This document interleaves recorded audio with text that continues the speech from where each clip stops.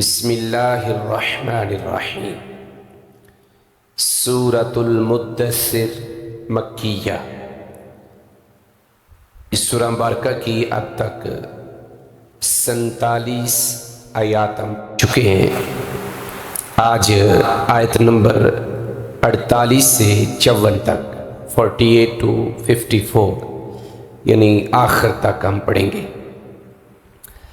فرمایا فَمَا تَنْفَعُهُمْ شَفَاعَةُ الشَّافِعِينَ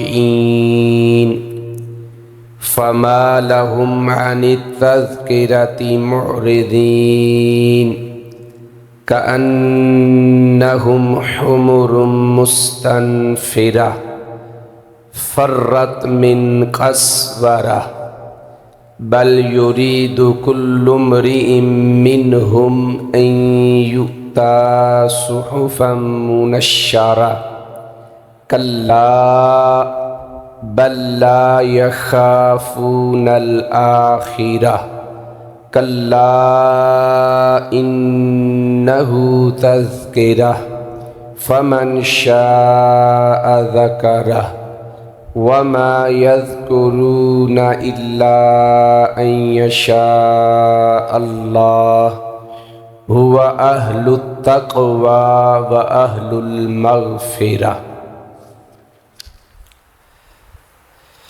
مجرمین کا تذکرہ ہو رہا ہے جو جہنم کے اندر جل رہے ہیں۔ جنت والوں نے پوچھا تم سقر میں کیسے آ گئے، کیا وجہ بنی؟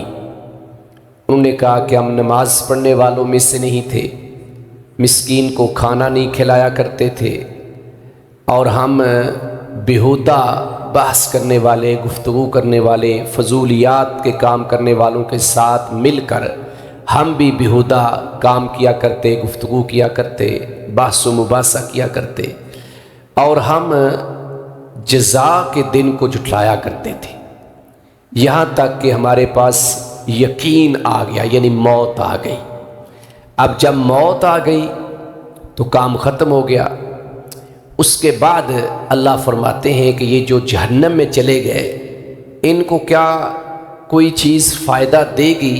تو یقیناً اس کے بارے میں اللہ فرماتے ہیں فَمَا تَنْفَعُهُمْ، نفع ینفع کا معنی ہوتا ہے نفع دینا، تو فما تو نہیں، فا کا معنی تو ما نہیں، تنفع نفع دے گا ہم ان کو شفاعت الشافعین۔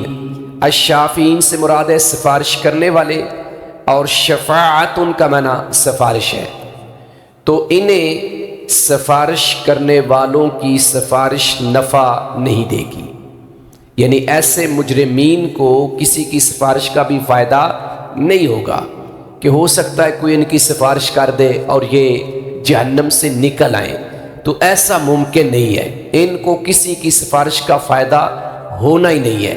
دنیا میں ہو سکتا ہے کہ کفار ایک دوسرے کے ساتھی بن جاتے ہیں اور ایک دوسرے کے مددگار بن کر ایک دوسرے کو سپورٹ کرتے ہیں، اور مشکل وقت میں ایک دوسرے کے کام آ سکتے ہیں، کسی مشکل سے دوسرے کافر کو بچا سکتے ہیں، ایک بگڑا ہوا دوست دوسرے کی مدد کر سکتا ہے، لیکن قیامت کے دن جتنے بھی قریبی تعلقات ہوں گے، حتیٰ کہ ایک بندہ جنت میں ہے، نیک ہے، صالح ہے، اس کا حقیقی باپ بھی کفر کی وجہ سے جہنم میں جل رہا ہے، تو اس بیٹے کی سفارش بھی اسے فائدہ نہیں دے گی۔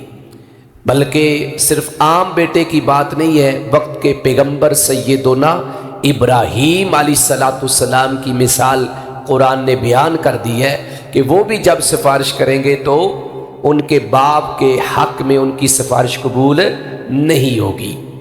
اس لیے فرمایا فَمَا تَنْفَعُهُمْ شَفَاعَةُ الشَّافِعِينَ، تو انہیں کسی سفارش کرنے والے کی سفارش نفع نہیں دے گی۔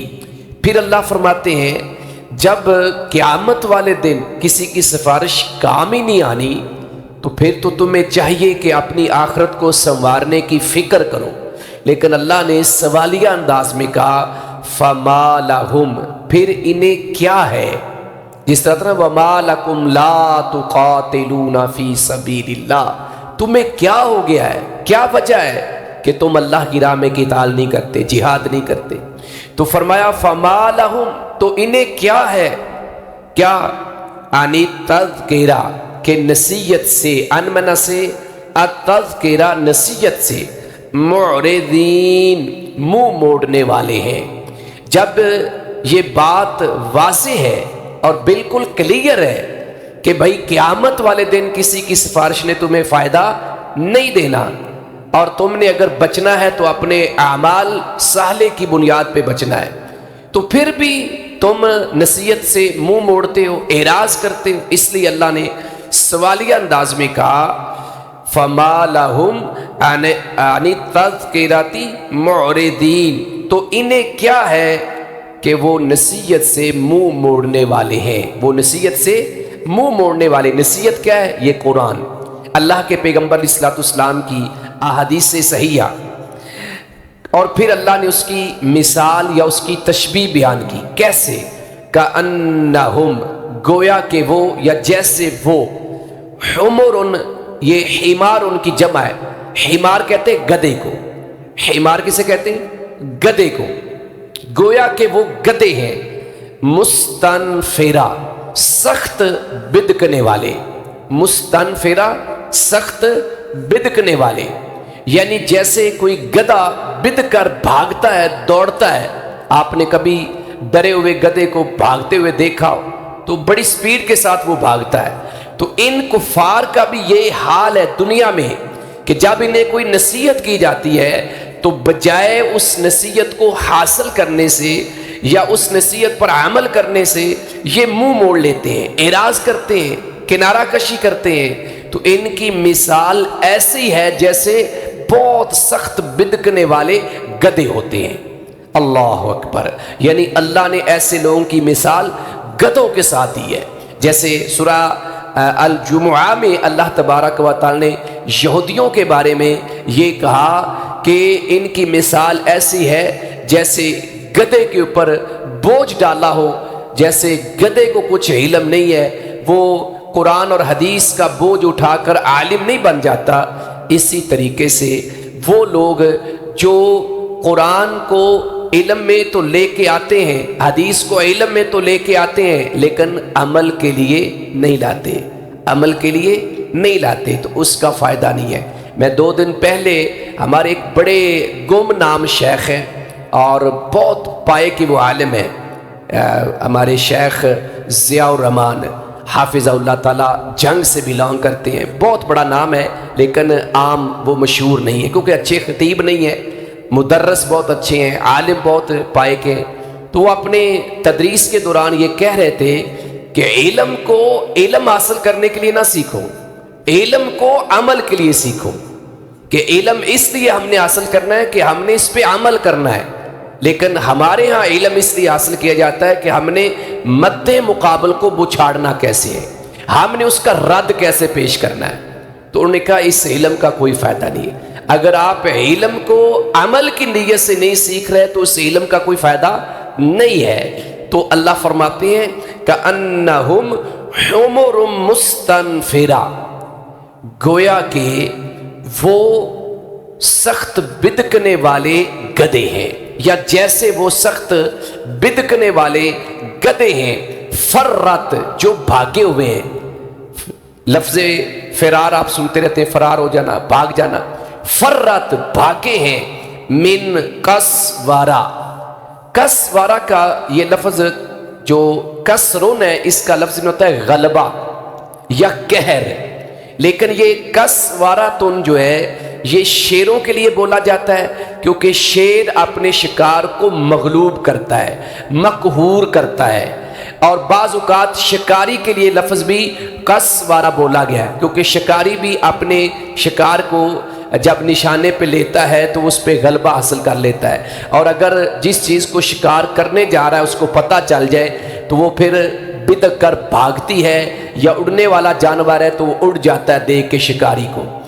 تو یہاں پر اس سے مراد شیر ہے، کہ شیروں کو دیکھ کر جیسے جنگلی گدھے بھاگتے ہیں اپنی جان بچانے کے لیے ڈر کے، اس طرح ان کافروں کی حالت ہے کہ ان کو قرآن سنایا جاتا ہے اور پیارے پیغمبر اسلام اپنی باتیں اور قرآن کی وضاحت حدیث کی صورت میں سناتے ہیں تو یہ عمل کرنے کی بجائے، سننے کی بجائے وہاں سے بھاگ جاتے ہیں۔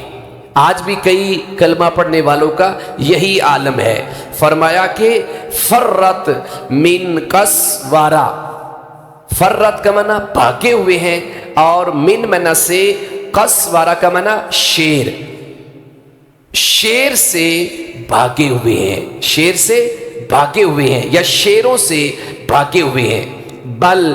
بلکہ یہ ساری باتیں کیوں یہ کر رہے ہیں یا ایسا عمل کیوں کر رہے ہیں؟ آگے اللہ فرماتے ہیں بلکہ یریدو چاہتا ہے، ارادہ یریدو وہ ایک بندہ، ایک شخص چاہتا ہے، لیکن آگے فاعل موجود ہے، کل امرئ ہر مرد، ہر آدمی، بلکہ ہر آدمی چاہتا ہے، منہم ان میں سے، یعنی ان کفار میں سے جو نصیحت حاصل نہیں کرتے، نصیحت سے بھاگتے ہیں، اللہ فرماتے ہیں بلکہ ان میں سے ہر آدمی یہ چاہتا ہے۔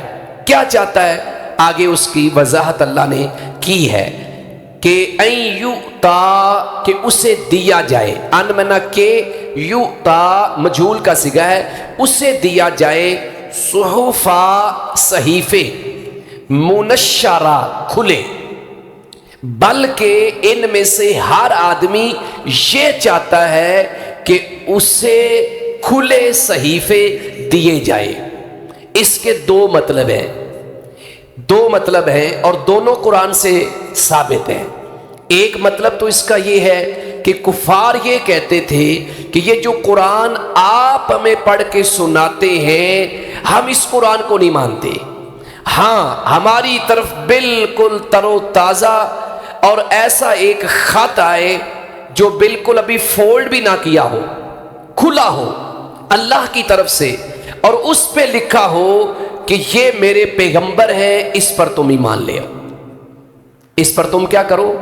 ایمان لے آؤ، تو پھر ہم ایمان لے آئیں گے۔ یعنی ہماری طرف فردن فردن اللہ تعالیٰ خط لکھیں، پیغام بھیجیں اور ہمیں کہا جائے، جیسے پیچھے بھی ہم نے خلاصہ جب بیان ہوتا رہا تو اس میں یہ باتیں سنی اور پڑھی کہ کوئی فرشتہ آ کے کہے کہ یہ اللہ کے پیغمبر ہیں تو پھر ہم مان لیں گے، آپ کے کہنے پہ ہم یقین نہیں کرتے۔ تو ایک مطلب تو یہ ہے۔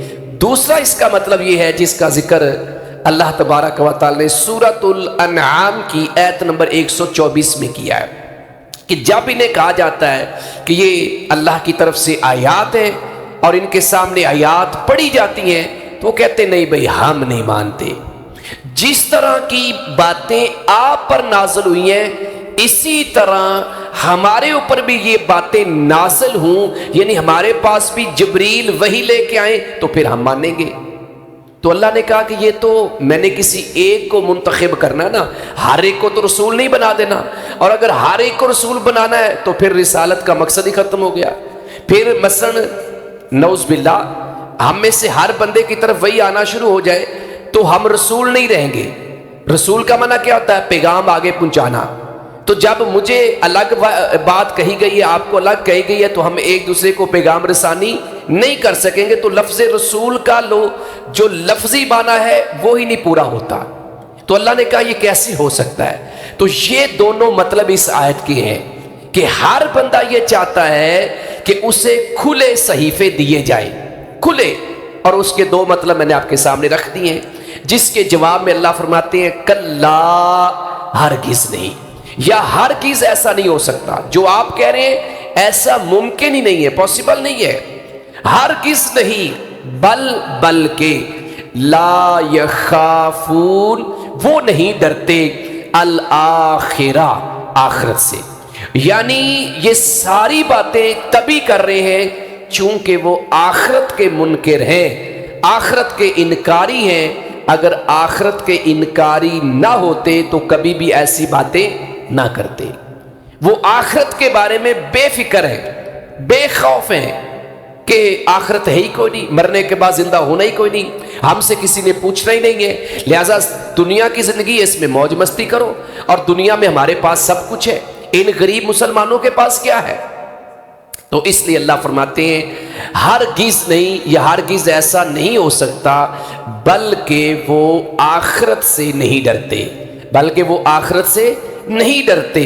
پھر اللہ فرماتے ہیں کلا، ہرگز نہیں، انہو، یقیناً یہ تذکرہ ایک نصیحت ہے، یاد دہانی ہے۔ یہ جو باتیں نازل کی جاتی ہیں پیغمبروں کے ذریعے، ہر قوم کو میسج دیا جاتا ہے، یہ تو یاد دہانی ہے۔ اگر یہ اللہ نہ بھی کرے تو اللہ پھر بھی یہ حق رکھتے ہیں، یہ اختیار رکھتے ہیں کہ قیامت والے دن مجھے آپ کو فردن فردن پوچھے کہ تم نے میری عبادت کیوں نہیں کی، کیونکہ جب اللہ رب العزت نے ہماری روحیں بنائی، پیدا کی، تو ہم سب سے وعدہ لے لیا تھا الست بربکم، کیا میں تمہارا رب نہیں ہوں؟ تو ہم سب نے اقرار کیا ہوا ہے اللہ کی وحدانیت کا، توحید کا، الوہیت کا، ربوبیت کا، ہم سب نے وعدہ کیا ہوا ہے۔ اللہ نہ بھی پیغمبر بھیجتا تو ہم یہ قیامت والے دن پھر بھی نہیں کہہ سکتے تھے کہ اللہ ہمیں تو پتہ نہیں تھا۔ کل مولود یولد علی الفطرہ، ہر پیدا ہونے والا بچہ فطرت اسلام پر پیدا ہوتا ہے۔ تو اللہ تعالیٰ نے تو پھر بھی ہماری آسانی کے لیے، ہم بھول چکے تھے سبق، تو یاد کروانے کے لیے اللہ نے پیغمبروں کا سلسلہ شروع کیا۔ اس لیے اللہ فرماتے ہیں ہرگز نہیں، یقیناً یہ جو پیغمبر آتے ہیں، یہ جو وحی آتی ہے، یہ کس لیے آتی ہے؟ یاد دہانی کے لیے۔ تو یاد دہانی کس چیز کی ہوتی ہے؟ جو اس کا ذکر پہلے ہو چکا ہوتا ہے، یا جو سبق بندہ بھول چکا ہوتا ہے، اس کو یاد دہانی کہتے ہیں۔ یار میں تمہیں یاد دہانی کے لیے یہ بات کر رہا ہوں۔ اللہ اکبر۔ فرمایا ہرگز نہیں، بلکہ اس میں بل کا لفظ نہیں ہے، یقیناً یہ ایک یاد دہانی ہے یا یہ ایک نصیحت ہے۔ ہرگز نہیں، یقیناً یہ ایک یاد دہانی ہے یا نصیحت ہے، دونوں معنی آپ معنی کر سکتے ہیں۔ فمن شاء، پھر جو شخص چاہے، ذکرہ، ذکرہ کا معنی نصیحت حاصل کرنا، ہو اس سے، یعنی اس وحی سے، اس قرآن سے، اس سنت سے، اس شریعت سے، پھر جو چاہے اس سے نصیحت حاصل کرے۔ بھائی ہم نے مکلف نہیں بنانا، ہم نے کسی کو بائی فورس کلمہ نہیں پڑھانا، بتانا ہے، یاد کروانا ہے، میسج دینا ہے۔ اب جس کا دل چاہتا ہے نصیحت حاصل کرے، جس کا نہیں چاہتا نہ کرے۔ آگے اللہ فرماتے ہیں وَمَا يَذْكُرُونَ، اور وہ نصیحت حاصل نہیں کریں گے، اور وہ نصیحت حاصل نہیں کریں گے الا، مگر ان یشاء اللہ، یہ کہ اللہ چاہے۔ کیا مطلب ہے کہ ایک بندہ اپنی مرضی سے ہدایت لے سکتا ہے؟ نہیں، کوشش کرے گا اور توفیق اللہ سے مانگے گا۔ جیسے ہم کہتے ہیں نا اہدنا الصراط المستقیم، یہ اصل میں میسج ہمارے ذہن میں ہونا چاہیے، یہ بات ذہنوں میں ہونی چاہیے کہ اللہ سے دعا بھی کرنی ہے، کوشش بھی کرنی ہے، تو پھر اللہ تعالیٰ ہدایت دیتے ہیں۔ بندہ خود چاہ کے اپنی مرضی سے کہے کہ میں یہ چیز حاصل کر لوں گا، خاص کر ہدایت اور گمراہی کا معاملہ، تو یہ نہیں ہے، یعنی کوشش اور توفیق اللہ سے لینی ہے۔ تو فرمایا کہ اور وہ نصیحت حاصل نہیں کریں گے، کیونکہ ابھی حاصل کی نہیں ہے، اس لیے کریں گے فیوچر کے اندر چلا گیا، اور وہ نصیحت حاصل نہیں کریں گے مگر یہ کہ اللہ چاہے، مگر یہ کہ اللہ چاہے۔ جیسے نبی کریم صلی اللہ علیہ وسلم چچا ابو طالب کی وفات پہ غم زدہ ہے۔ غم اس لیے نہیں تھا کہ چچا فوت ہو گیا، فوت تو سب نے ہونا ہے، اصل غم جس کے اوپر ہم نے کبھی بات ہی نہیں کی وہ یہ تھا کہ یہ بے دین اور حالت کفر میں مر گیا ہے۔ یہ غم تھا نبی الاسلام کو کہ اتنا میرے ساتھ پیار کرتے تھے، ہر جگہ میرا دفاع کرتے تھے، لیکن دکھ اور غم اس چیز کا ہے کہ یہ جہنم میں چلا گیا۔ یہ غم تھا نبی الاسلام کو، یہ غم نہیں تھا کہ یہ کیوں مر گئے۔ تو اللہ تعالیٰ نے کیا کہا تھا؟ انکا لا تہدی من احببت، اے میرے پیغمبر علیہ السلام، یقیناً آپ جس سے محبت کریں یا جس کے بارے میں آپ خواہش کریں آپ اس کو ہدایت نہیں دے سکتے۔ یہ میرا کام ہے، ہدایت دینا میرا کام ہے، آپ کا کام پیغام رسانی ہے، پیغام پہنچانا۔ وہ آپ نے کوشش کی ہے، آخری لمحے تک کی ہے، بالکل اینڈ تک جا کے بھی کہا ہے کہ ابھی بھی ٹائم ہے، لیکن قسمت میں کلمہ نہیں تھا، قسمت میں جنت نہیں تھی، جہنم میں جانا تھا، چلا گیا جہنم کے اندر۔ فرمایا کہ اور وہ نصیحت حاصل نہیں کریں گے مگر یہ کہ اللہ چاہے، ہوا اہل التقوی، ہوا وہی کون؟ اللہ۔ اگر ہم لفظی ترجمے کے اوپر جائیں تو اس کا معنی بنتا ہے تقوی والا، اللہ تقوی والا ہے؟ نہیں، وہی ہے ڈرا جائے۔ التقوی کا معنی ڈرا جائے، مطلب ہے اس سے ڈرا جائے۔ تو لفظ اس کا یہاں لفظ موجود نہیں ہے، لیکن میں سمجھانے کے لیے بتا رہا ہوں کہ اصل اس کا مطلب یہ ہے وہی ہے کہ اس سے ڈرا جائے، یعنی وہی اللہ اس لائق ہے، اسی کا یہ حق ہے کہ اس سے ڈرا جائے، باقی کسی سے نہ ڈرا جائے۔ فرمایا وہی لائق ہے کہ ڈرا جائے، یعنی اس لائق ہے اور یہ اس کا حق ہے کہ اس سے ڈرا جائے۔ ہوا اہل التقوی، وہی لائق ہے یا زیادہ لائق ہے کہ ڈرا جائے، وَأَهْلُ الْمَغْفِرَةِ، اور لائق ہے کہ بخش دے۔ یہ نہیں ہے کہ وہ مغفرت والا ہے، نہیں، لائق ہے کہ وہ کیا کرے؟ بخش دے، یعنی جب اس سے ڈریں گے تو پھر وہ اللہ میں معاف بھی کر دے گا۔ جب ہم تقوی اختیار کریں گے تو اللہ ہمارے گناہوں کو بھی بخش دے گا۔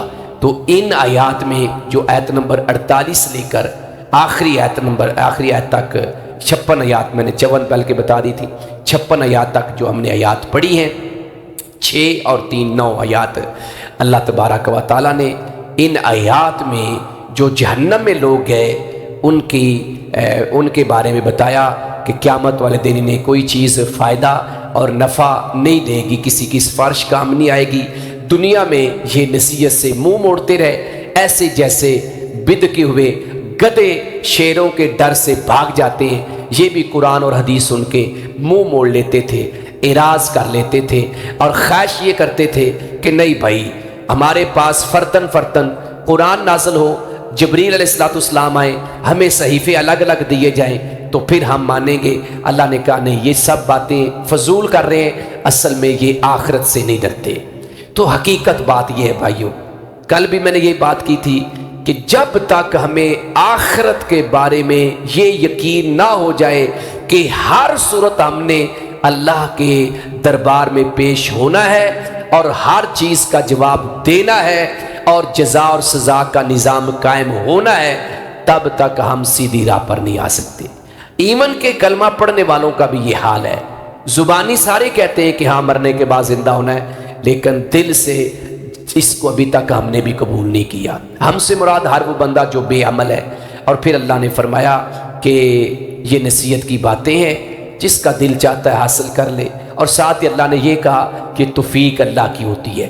نصیحت حاصل کرنے کے لیے بھی اللہ کی توفیق اور مدد کے طلبگار رہنا چاہیے، جس کی مرضی ہے، جو چاہتا ہے، کیونکہ جس سے ڈرنا ہے حقیقت میں وہ اللہ کی ذات ہے، اور اس سے جب ڈریں گے تو پھر وہ بخش بھی دے گا، معاف بھی کر دے گا۔ تو اس کے ساتھ ہی ہماری یہ سورہ مبارکہ بھی اللہ کی خاص توفیق اور رحمت سے مکمل ہوئی۔ اللہ سے دعا ہے کہ اس سورہ مبارکہ میں جتنی باتیں ہماری اصلاح کے لیے، ہمارے فائدے کے لیے اللہ نے بیان کی ہیں، اللہ تعالیٰ ان پر عمل کی توفیق عطا فرمائے۔ جو اللہ نے کفار کے اعمال بیان کیے ہیں، ان کی غلط روشیں بیان کی ہیں اور ان کے گناہوں کا ذکر کیا ہے، اللہ ہمیں ان تمام گناہوں سے، تمام برائیوں سے، خاص کر جو 4 چیزیں پیچھے ذکر ہوئی ہیں کہ نماز نہ پڑھنا اور مسکینوں کو کھانا نہ کھلانا اور اللہ کی آیات کا مذاق بنانا، آخرت کا انکار کرنا، یہ 4 خصلتیں کافروں کی، منافقوں کی ہیں، اللہ ہمیں اس سے محفوظ فرمائے، اور اللہ تعالیٰ ہمیں قرآن سے صحیح معنوں میں نصیحت حاصل کرنے کی توفیق عطا فرمائے۔ وما توفیقی الا باللہ۔